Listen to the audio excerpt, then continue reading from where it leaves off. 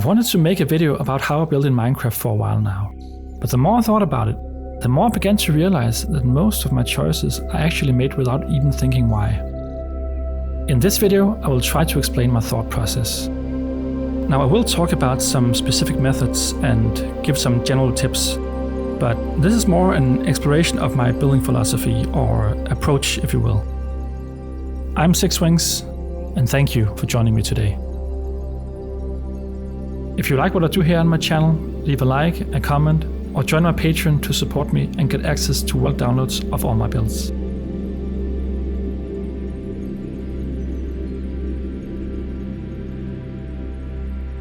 Since I've started the channel, I've almost spent as much time making the videos as I have building. So the videos and the stories in those videos, I feel like they're part of the worlds I create. I've always been fascinated with stories, specifically in movies. So why not start there? With movies.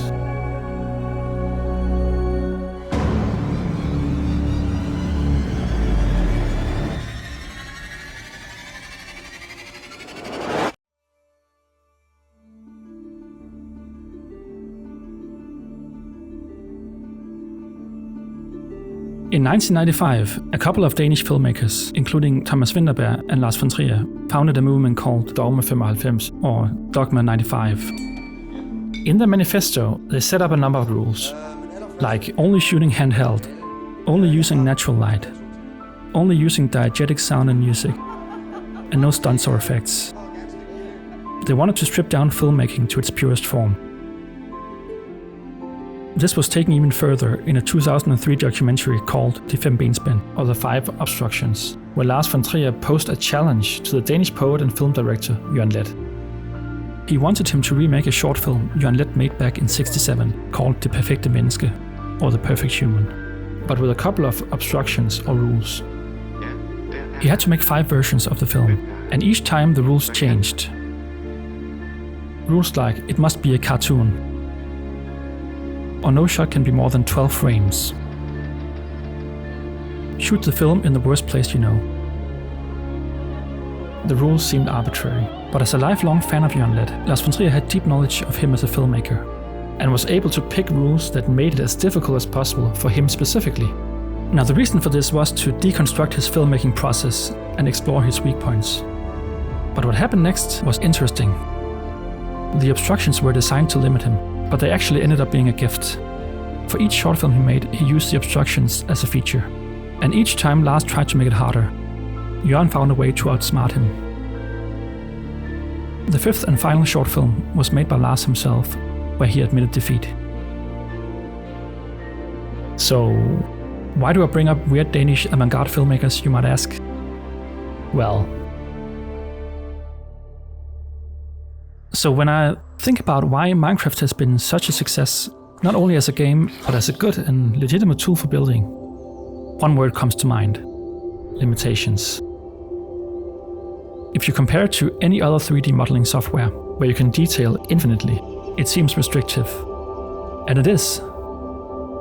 Initially that seems counterintuitive, but by limiting the options, you don't have to worry about the minute details. The game has already made those choices for you. It's accessible, but it's actually really complicated if you want it to be. We all know the feeling of having way too many options, instead of just a few, which makes everything so much easier. I really think that the way Minecraft handles choice overload is probably the best design choice in the game. And this way of thinking is actually something I use all the time when I'm building. Because my approach is to limit myself with rules or obstructions. And it's not an approach I picked or anything, it's just something that happened naturally. Here are some examples. The most basic or fundamental rule is physics. This can vary a lot, with some built around a simple wall construction, while others have a much more pronounced pillar construction. But for every build, I think about what needs to be load-bearing.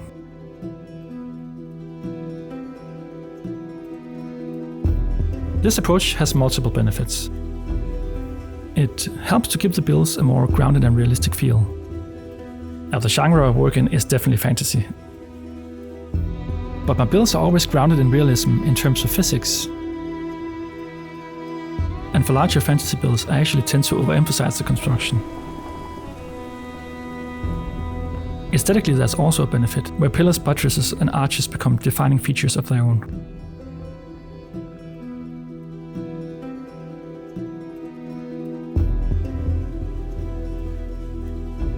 Pillars can also serve as guidance for deciding how to decorate the interior. So for instance, in large interior spaces, pillars can work as reference points and can divide the space into smaller zones. And personally, I find this particularly useful in Japanese-inspired architecture, where the grid plays a central part in the construction. With a grid of pillars, you have a lot of options. You can have open areas between the pillars, or place walls between them to create smaller rooms. If you need larger areas, you can remove the pillars and place load-bearing arches or vaults. These can come in many different forms and architectural styles. So one tip I'll always give is to take some time to study real-life architecture. It's so valuable. Especially drawings that highlight the construction.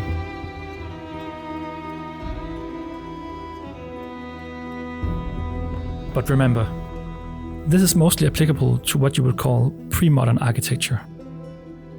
So if we are talking Eurocentric, that would be neoclassical, Baroque, Renaissance, Gothic, and Byzantine architecture, and so on. For many years I've worked with 3D modeling software, and one of the habits I've implemented is working with repeating sections and design elements. In Minecraft, this can make complex structures easier to handle and give a more coherent expression. So by focusing on designing narrow sections, you can get really interesting and complex results by simply repeating those sections.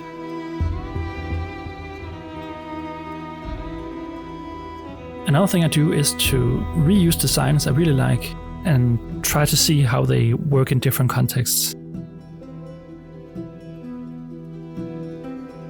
A simple rule I apply all the time is working in uneven numbers. I mostly do this to have a center block. It's really beneficial for something like towers, but actually I use it for all kinds of buildings. It makes decision making much easier. This is how I use it. When I'm building a tower, the first thought that comes to mind is, should it be 3, 5, 7, 9 blocks wide, and so on. It also makes it much easier to copy, rotate, and paste sections when I'm testing designs.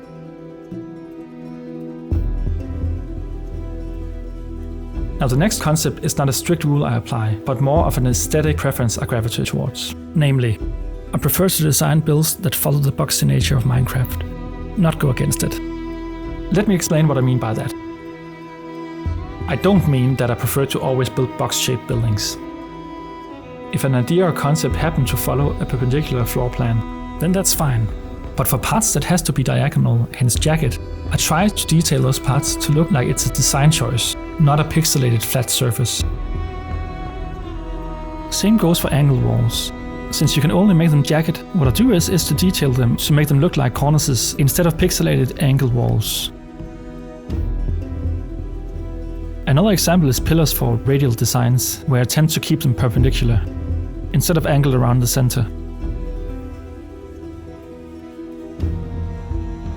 That is why buttresses work so well in the game, because it adds a taper to the building without being an abstraction of an angled wall. I suppose I prefer to design buildings that would look more or less similar in real life. Of course, this doesn't work for everything, and spherical shapes are one of those things. But my goal is to get close to that. Now, even I break my own rules sometimes, and this can be a good thing. As much as I love symmetry, breaking from that can add a much more dynamic feel to the build. So by all means, try some of the rules I laid out if they work for you, but not to the detriment of your own creativity.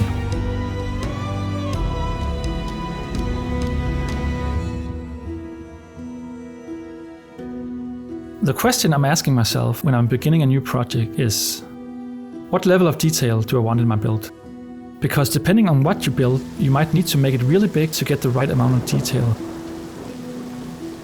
There's a constant battle between scale and detail that has to be managed. But going back to before I even placed the first block for a moment, I usually have some kind of spark that sets things in motion. The topic of inspiration is a difficult one, and how you get inspired is something that can be really difficult to convey or even identify. But getting a lot of visual stimulus from art and architecture is crucial. How a project comes to life happens differently each time. Perhaps I see a drawing or an image, and sometimes that is enough to inspire a new project. Or maybe I draw a sketch and turn that into a build. Real-life buildings are always a good source of inspiration. Other times I just go straight into building without thinking about it. And when I improvise, I sometimes sketch directly on screenshots, usually for larger builds. It's a crude but effective way to get an idea of how the build could look. With a rough sketch or idea of what I want to build, I tend to go in either one of two directions. Two main approaches that honestly deserve a video of their own.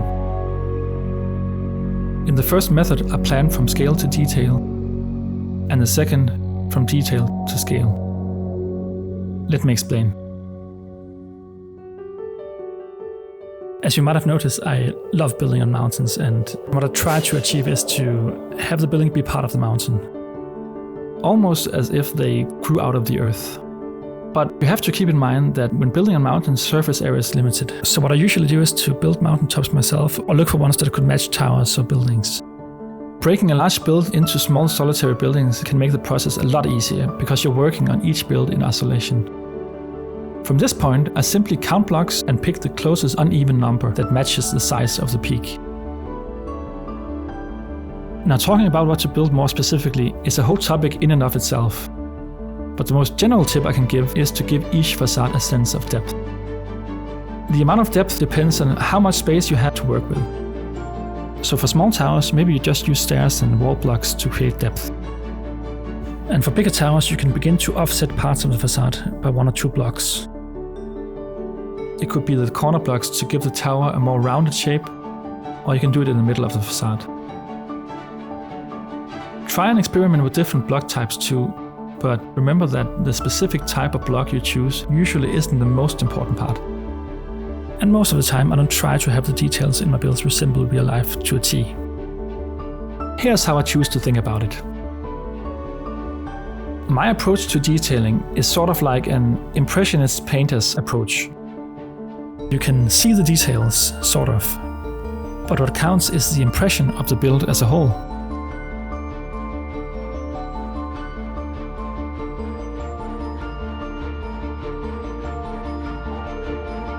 So for this part, I could change the pattern and you probably wouldn't even notice, unless you're looking closely.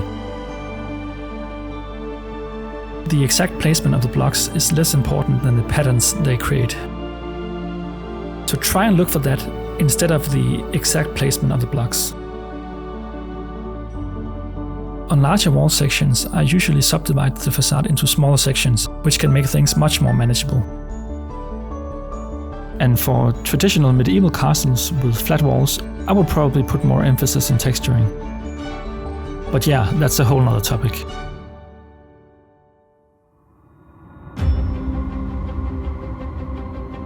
The second approach is the one I use for my solitary structures. Here the scale is not an issue to the same extent, because I'm not limited by the terrain. So what I do is I design what I call key elements that will dictate the size of the build. For the Autumn Castle, the section is the key element, which is copied and placed on the grid. The size of the build is then controlled by the number of sections you add. For the Sanctum, the main pillars are the key elements, and by taking inspiration from the proportions of real buildings, we can scale each element accordingly. The width of the pillar is determined by the level of detail I felt necessary using. The height of the pillar is directly related to the width, which determines the distance to the pillar next to it, which in turn determines the size of the arches, and finally the size of the dome. For the Cold Tower and Mausoleum, the tower pillars are the key elements. And that element is used to decide the proportions of everything else. When testing, sometimes the builds end up being way too big and I have to start over. And that part can be really annoying. That is one of the downsides of this method, and there's definitely a trial and error aspect to it. I will admit it is a process you have to get used to. There's a lot of testing and trying things out to see what works and what doesn't. And that is why I repeatedly suggest familiarizing yourself with different styles of architecture. Do this enough and at some point you will have internalized it, so you don't even have to think about it when building. So you can begin to deviate from common styles and traditions. And one of the most exciting things for me is to create something that is reminiscent of real-life architecture, but change things enough to make something new.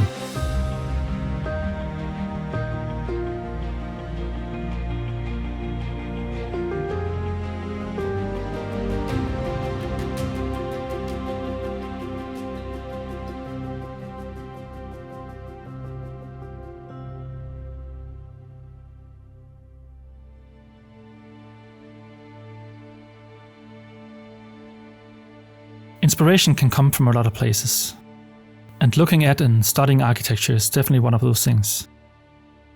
But in the realm of fantasy, one of the greatest inspirations is from the worlds created by the Japanese game studio From Software.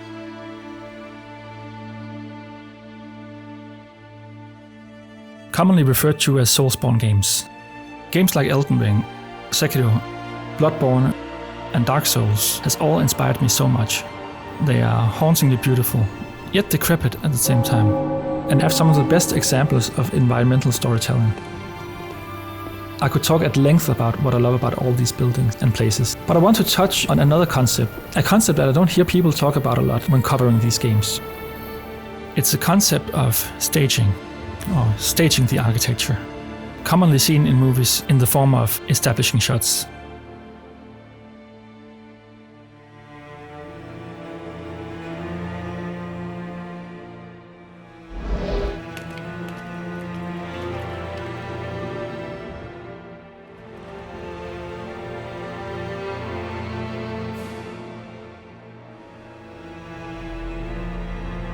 Establishing shots is supposed to set the stage and give the viewer a sense of place.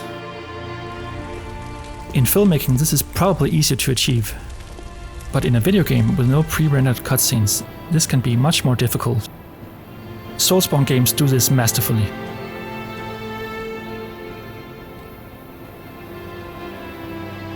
The way you arrive at each new area always seems so deliberate.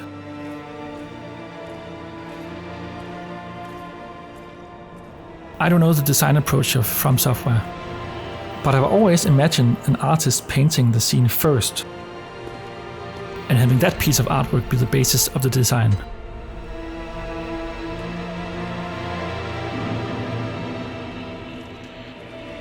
I might be wrong, but I wouldn't be surprised if that's the case. This is something I use in my videos all the time.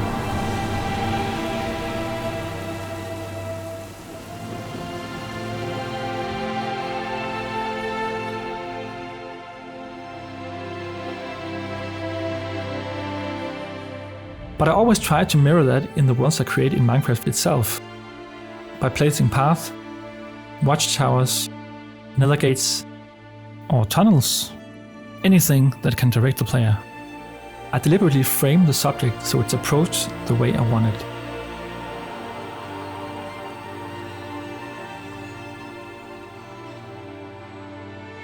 When drawing a test building for a new project, I always try to imagine the build as an artwork first, and then I try to apply that in-game when the build is conceived. I know this might feel a bit nebulous as a building tip, but since it's such a big part of the way I think about building, it feels wrong not to include it.